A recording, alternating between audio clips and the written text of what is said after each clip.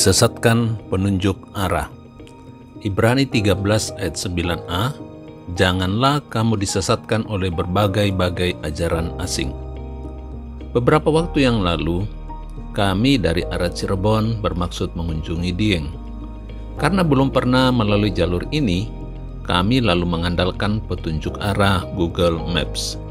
Setelah keluar dari tol, kami menyusuri jalur Pantura dan mengambil arah kanan di pertigaan berikutnya sesuai petunjuk Maps, dan tibalah kami di Desa Bawang. Dan menurut petunjuk Maps, dibutuhkan waktu sekitar 1 jam lagi. Namun, setelah melanjutkan perjalanan, ternyata jalan semakin menanjak dan akhirnya mobil kami tidak mampu walau sudah mencoba berkali-kali. Lalu kami mencari arahan lain, namun petunjuk arah selalu mengarahkan ke jalur yang sama. Akhirnya kami bertanya kepada penduduk lokal yang tentu saja lebih memahami situasi.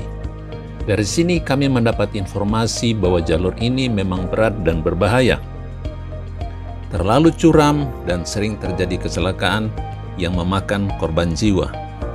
Lalu kami disarankan mengambil jalur berputar ke arah Sukorejo yang membutuhkan waktu 3 kali lebih lama. Tetapi yang penting kami tiba dengan selamat. Jadi untuk saat itu, petunjuk arah ternyata tidak menolong, malahan berpotensi menyesatkan dan membahayakan perjalanan. Justru petunjuk dari orang yang berada di lokasilah yang berguna, karena itu adalah jalur yang mereka jalani setiap hari.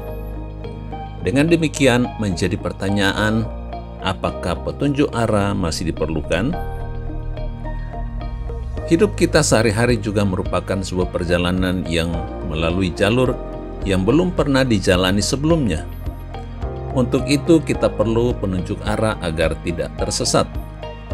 Dalam Mazmur 19 ayat 105 tercatat, "Firman-Mu itu pelita bagi kakiku dan terang bagi jalanku."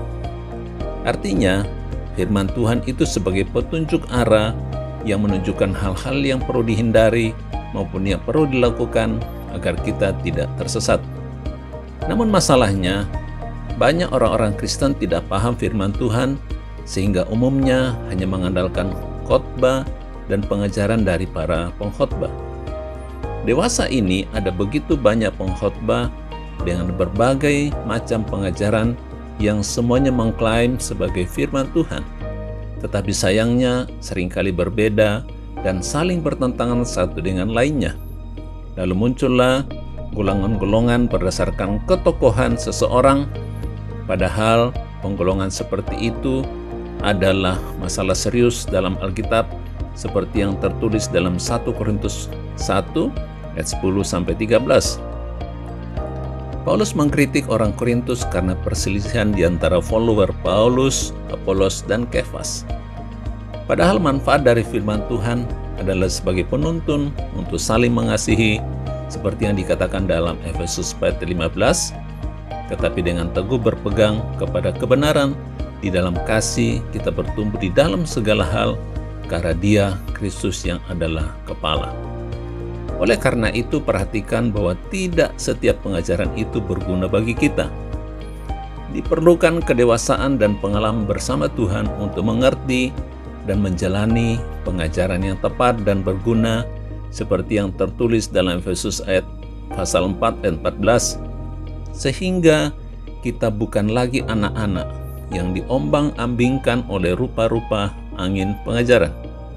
Haleluya! Kedewasaan karena dipimpin Roh Kudus adalah petunjuk arah yang tidak akan menyesatkan.